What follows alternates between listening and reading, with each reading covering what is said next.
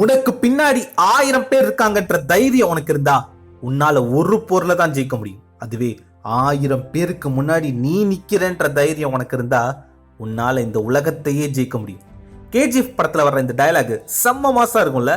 அதே மாதிரி ரியல் லைஃப்ல ஒருத்தருடைய வாழ்க்கை இருந்தா எப்படி இருக்கும்? அவர் செஞ்ச ஒரு சின்ன காரியம் 1000 பேருடைய வாழ்க்கையை மாத்திருக்கு. அந்த 1000 பேரும் யாரு அப்படின்னா அவ்வளவுதான், இனிமே என்னோட வாழ்க்கையே முடிஞ்சு போச்சு அப்படின்னு மனசு உடைஞ்சு போய் உட்கார்ந்துருந்தவங்க. இவரோட கதையை கேட்டு இன்ஸ்பயர் ஆகி அவங்களும் முயற்சி பண்ணி அவங்களோட வாழ்க்கையே மாறி இருக்கு. நிறைய பேர் ஜெயிக்கவும் செஞ்சிருக்காங்க. அப்போ என்னால 1000 பேர் வாழ்க்கையை மாற்ற முடியும் அப்படின்னா நான் இதை விட பெருசா பண்ணா 1,00,000 பேர் வாழ்க்கையை மாற்ற முடியும் முடிவு பண்ணி மிகப்பெரிய விஷயங்களை சாதிக்கணும்னு நினைச்சாரு. அவர் நினைச்ச மாதிரி இன்னைக்கு 1,00,000 பேருடைய வாழ்க்கையை அவர் மாத்திருக்காரு. இவருடைய கதை லட்சக்கணக்கான மக்களுடைய வாழ்க்கையை மாத்திருக்குன்னு சொன்னா நம்புவீங்களா? அது உண்மைதான். கண்டிப்பா இந்த கதை உங்களுக்கும் ஒரு உத்வேகத்தை தரும். கேஜிஎஃப் படத்தை விட, சூரரை போற்று படத்தை விட பல மடங்கு மோட்டிவேஷன் தரக்கூடிய சீன் ஸ்வார்னர் அவர்களுடைய உண்மை கதையை பார்க்கலாமா?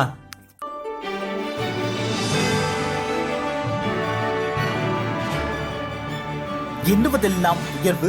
நான் உங்கள் ஜேஆர். சென் ஸ்வார்னர் அவர்கள் அமெரிக்காவில் உள்ள ஓஹியோ மாகாணத்தில் பிறந்தவர். சின்ன வயசுல இருந்தே நன்றாக படிக்கக்கூடியவர். இவருக்கு 13 வயசு இருக்கும்போது 8வது படிச்சுட்டு இருந்தாரு. அப்போ ஒரு கடுமையான காய்ச்சலால பாதிக்கப்படுறாரு. உடனடியா மருத்துவமனைக்கு கூட்டிட்டு போய் காட்டுறாங்க. அப்பதான் இவருக்கு ஹாட்கின் டிசீஸ் அப்படின்ற ஒரு வகையான புற்றுநோய் இருப்பது கண்டுபிடிக்கப்பட்டது. அதுவும் 4th ஸ்டேஜ். முதல் ஸ்டேஜ் 2வது ஸ்டேஜா இருந்தா கூட உயிரை காப்பாற்ற முடியும். 4th ஸ்டேஜ் அப்படின்றனால உயிரை காப்பாற்றவே முடியாது. இன்னும் 3 மாதங்கள் மட்டும்தான் உங்க பையன் உயிரோட இருப்பான் அப்படின்னு சொல்லிட்டாங்க. அவருடைய பெற்றோர்கள் அப்படியே நொறுங்கி போயிட்டாங்க. கொடுமை என்னன்னா, அந்த 3 மாசமும் மருத்துவமனையில் இருந்தால் மட்டும்தான் உயிரை காப்பாற்ற முடியும் அப்படின்னு அவரை ஹாஸ்பிட்டல்லையும் அட்மிட் பண்ணிட்டாங்க. அவருடைய பெற்றோர்களுக்கு சுத்தமா நம்பிக்கையே இல்லைங்க. அதனால அந்த குழந்தை ஸ்வார்னர் அவர்களுக்கும் நாம் உயிர் பிழைக்க போகிறோம் அப்படின்ற நம்பிக்கையே இல்லை. அந்த குழந்தையும் நொறுங்கி போச்சு. இதனால மருத்துவர்கள் கொடுத்த மருந்து சுத்தமாக வேலையே செய்யலை. தொடர்ந்து 1 மாதம் மருந்து கொடுத்தும் அவருடைய உடல்நிலையில எந்த முன்னேற்றமும் இல்லை. இப்படியே போச்சுன்னா இன்னும் ஒரே மாசத்துலயே உங்க குழந்தை இறந்துடும் அப்படின்னு மருத்துவர்கள் சொல்லிட்டாங்க. அப்பதான் ஒரு மருத்துவர் சொல்றாரு, மருந்து கால் நம்பிக்கை முக்கால். நாங்க கொடுக்கிற மருந்து கால்வாசி தான் வேலை செய்யும், ஆனால் அது வேலை செய்யும், நம்ம உடம்பு சரியாயிடும் அப்படி நீங்க முழுசா நம்பினா மட்டும்தான் உடல் குணமடையும். அதனால இந்த மருந்து வேலை செய்யும், நாம இங்க இருந்து சீக்கிரமே வீட்டுக்கு போயிடுவோம், முழுசா குணமாயிடும் அப்படின்னு நம்புங்க அப்படின்னு அந்த மருத்துவர் அந்த குழந்தைகிட்ட சொல்றாரு.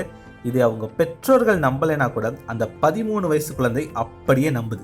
இதே காலகட்டத்தில் தான் லா ஆஃப் அட்ராக்ஷன், ஈர்ப்பு விதி பற்றி அந்த குழந்தைக்கு மருத்துவர்களும் சொல்றாங்க. நீ எதுவாக நினைக்கிறாயோ அதுவாகவே ஆகிறாய். நீ இந்த ஹாஸ்பிட்டலை விட்டு வெளியே போயிட்டு மிகப்பெரிய விஷயங்களை சாதிக்கிற மாதிரி கற்பனை பண்ணிப்பாரு. உன்னுடைய வாழ்க்கை பல பேருக்கு மோட்டிவேஷனா இருக்கிற மாதிரி காட்சிப்படுத்தி விசுவலைஸ் பண்ணிப்பாரு அப்படின்னு பாசிட்டிவா நிறைய விஷயங்களை சொல்றாங்க. அவரு 13 வயசு குழந்தை தானே, அதனால இது அத்தனையும் முழுசா நம்புறாரு. இந்த நம்பிக்கை வந்த பிறகு அவருக்கு மருந்து நல்லா வேலை செய்ய ஆரம்பிச்சுது. முதல் 4 வாரங்கள் அவர் உடல்நிலையில எந்த முன்னேற்றமும் இல்லைன்னு மருத்துவர்கள் சொன்னாங்கல்ல. ஆனால் 6வது வாரத்திலிருந்து அவர் உடல்நிலையில நல்ல முன்னேற்றம் ஏற்பட்டுச்சு. இதை தொடர்ந்து அவருக்கு இன்னும் சிறப்பா மருத்துவம் பார்க்கப்பட்டது. அவ்வளவுதான், அதிகபட்சம் 12 வாரம் இல்ல 3 மாசம் தான் உங்க குழந்தை உயிரோட இருக்கும் அப்படின்னு சொன்ன டாக்டர்ஸ் இப்போ உங்களோட குழந்தையோட உடல்நிலையில நல்ல முன்னேற்றம் இருக்கு, அவரை காப்பாத்திடலாம் அப்படின்னே சொல்லிட்டாங்க. 3 மாசம் கழிச்சு அவர் புற்றுநோயிலிருந்து முழுசா விடுதலை அடைந்து அவர் நினைச்ச மாதிரியே நம்பிக்கையோட அந்த மருத்துவமனையிலிருந்து வெளியே வந்தார். எல்லாம் சரியா தான் போயிட்டு இருந்தது. ஆனால் 3 வருஷம் கழிச்சு இவருக்கு 16 வயசு இருக்கும்போது மறுபடியும் ஒரு கடுமையான காய்ச்சலால பாதிக்கப்படுறாரு. மருத்துவமனைக்கு போய் காமிச்சதுல அஸ்கின் சர்க்கோமா அப்படின்ற ஒரு வகையான புற்றுநோயால அவர் பாதிக்கப்பட்டிருக்கிறது தெரிய வந்தது. இவர் இன்னும் 14 நாட்கள் மட்டும்தான் உயிரோட இருப்பாரு அப்படின்னு சொல்லிட்டாங்க. அது மட்டும் இல்லாம அவருடைய நுரையீரல்ல ஒரு கோல்ஃப் பந்து அளவுக்கு மிகப்பெரிய கட்டி இருக்கு, அதை ரிமூவ் பண்ணணும். ஒருவேளை அந்த கட்டியை நம்ம எடுத்துட்டோம் அப்படின்னா இவர் உயிர் பிழைக்க ஒரு 20% வாய்ப்பு இருக்கு. அதற்காக ஒரு அறுவை சிகிச்சை பண்ணணும் அப்படின்னு மருத்துவர்கள் சொன்னாங்க. அந்த அறுவை சிகிச்சை பண்ணிட்டு இருக்காங்க. அப்போ அந்த கட்டியோடு சேர்த்து ஒரு பக்கம் நுரையீரலையும் எடுக்கணும் அப்படின்னு சொல்லிட்டாங்க. இதனால ஒரு பக்கம் நுரையீரலையே அவருக்கு எடுத்துட்டாங்க. Operation success. ஆனால் சென் ஸ்வார்னர் அவர்கள் கோமா ஸ்டேஜுக்கு போயிட்டாரு. ஒன்றும் பிரச்சனை இல்லை, ஒரு 2 நாள்ல கண்ணு முழிச்சிடுவாரு அப்படின்னு மருத்துவர்கள் சொன்னாங்க. ஆனால் 2 நாள் ஆகியும் கண்ணு முழிக்கல. சரி 2 வாரத்துல முழிச்சிடுவாரு அப்படின்னு சொன்னாங்க. 2 வாரம் ஆகியும் கண்ணு முழிக்கல. 2 மாசத்துல முழிச்சிடுவாரு, வெயிட் பண்ணுங்க அப்படின்னாங்க. 2 மாசம் ஆகியும் அவர் கோமா ஸ்டேஜ்லயே தான் இருந்தார். கடைசியா 13 மாசம் கழிச்சு அவர் கோமா ஸ்டேஜ்ல இருந்து உயிர் தெழுந்தார் அப்படின்னு தாங்க சொல்லணும். 13 மாசமா நான் கோமாவிலையா இருந்தேன் அப்படின்னு எந்திரிச்சதும் ரொம்பவே வருத்தப்பட்டார்.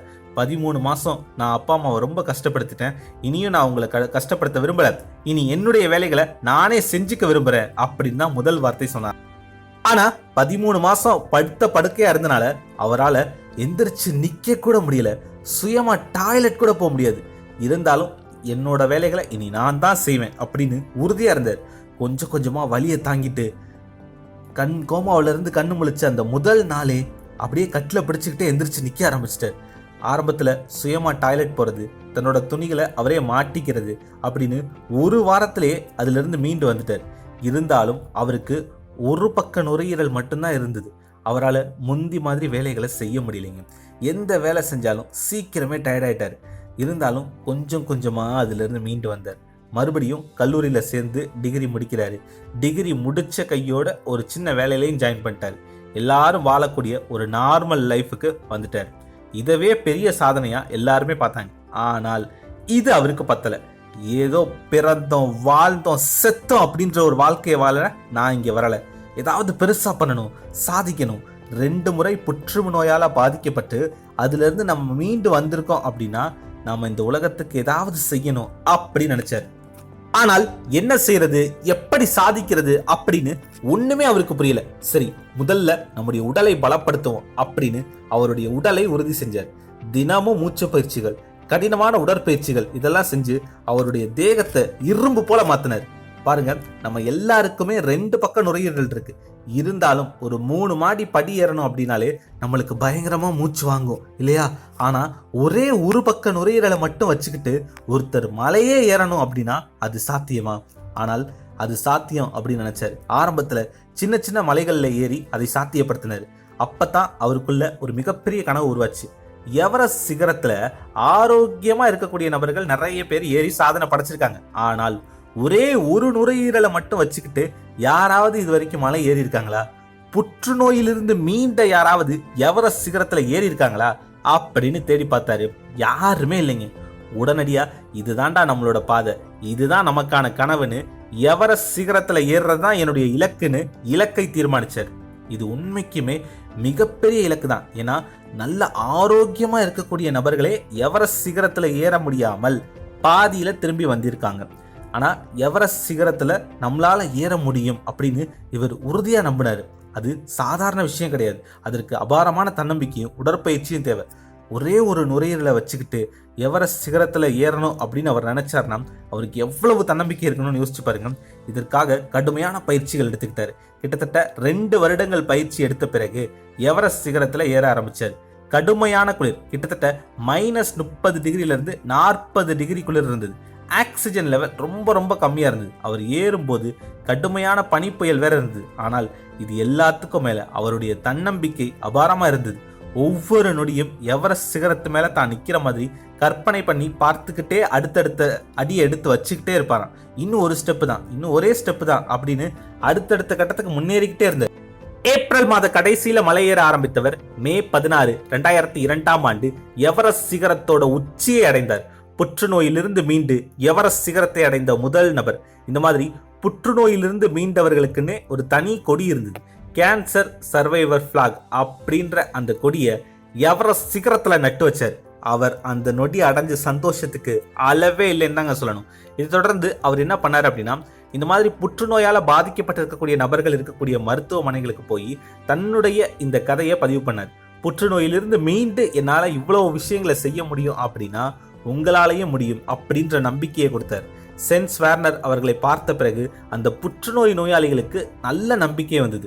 அவங்களோட சிகிச்சையிலையும் நல்ல முன்னேற்றம் இருக்கு அப்படின்னு பல மருத்துவர்களே இவர்கிட்ட சொன்னாங்க.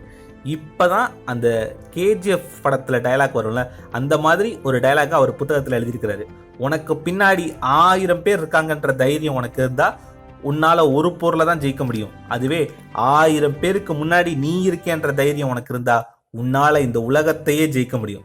நான் எவரெஸ்ட் சிகரத்துல ஏறின இந்த கதை இத்தனை பேருக்கு நம்பிக்கையை தருது, அதனால அவங்களோட வாழ்க்கையே மாறி இருக்கு அப்படின்னா அப்ப நான் இன்னும் பெருசா ஏதாவது சாதிச்சா அது லட்சம் பேருடைய வாழ்க்கையை மாத்தும் அப்படின்னு முடிவு பண்ணாரு. இந்த உலகத்தையே ஜெயிக்க முடிவு பண்ணாரு. இதனால அடுத்ததா இன்னொரு மிகப்பெரிய இலக்கை தீர்மானிச்சார். இந்த உலகத்துல உள்ள 7 முக்கியமான சிகரங்கள் எது அப்படின்னு பார்த்து அந்த 7 சிகரங்களையும் ஏறணும்னு இலக்கு நிர்ணயிச்சார். முதல்ல மவுண்ட் எவரெஸ்ட், அடுத்தது Aconcagua, Denali, mount Kilimanjaro, mount Elbrus, mount Vinson, mount Kosciuszko இப்படின்ற இந்த 7 சிகரங்களையும் ஏறணும் அப்படின்னு இலக்கு நிர்ணயிச்சார். 7 சிகரங்கள்ல முதல் கடினமான சிகரமான எவரெஸ்ட் சிகரத்தையே நம்ம ஏறி முடிச்சிட்டோம், மிச்ச 6 ஏற முடியாதா அப்படின்னு நம்பிக்கையோட ஏற ஆரம்பிச்சார். வருஷத்துக்கு ஒரு சிகரம் அப்படின்னு அடுத்த 6 வருடங்கள்ல 6 சிகரங்களையும் ஏறி மிகப்பெரிய சாதனையை பண்ணார். 7 சம்மிட்ஸ், புற்றுநோயிலிருந்து மீண்டு 7 சிகரங்களையும் ஏறிய முதல் மனிதன் அப்படின்ற பட்டம் அவருக்கு கிடைத்தது.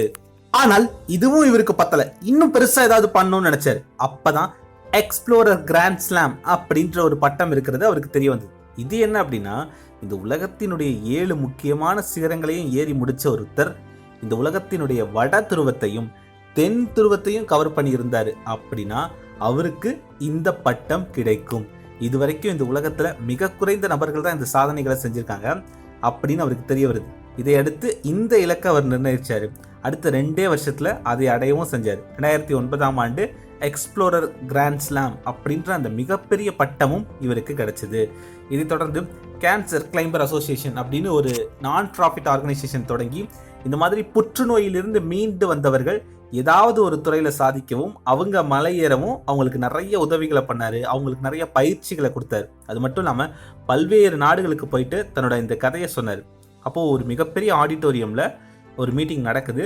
அங்க பிஸ்னஸ்ல தோல்வி அடைஞ்ச ஒருத்தர் எந்திரிச்சு ஒரு விஷயத்த சொன்னார். என்னுடைய பிஸ்னஸ்ல ரொம்ப நஷ்டமாயிடுச்சு, அவ்வளவுதான், என் வாழ்க்கையை முடிஞ்சு போச்சுன்னு நினைச்சேன். ஆனால் உங்க கதையை கேட்ட பிறகு என்னால சாதிக்க முடியும் அப்படின்ற மிகப்பெரிய நம்பிக்கை உண்டாச்சு.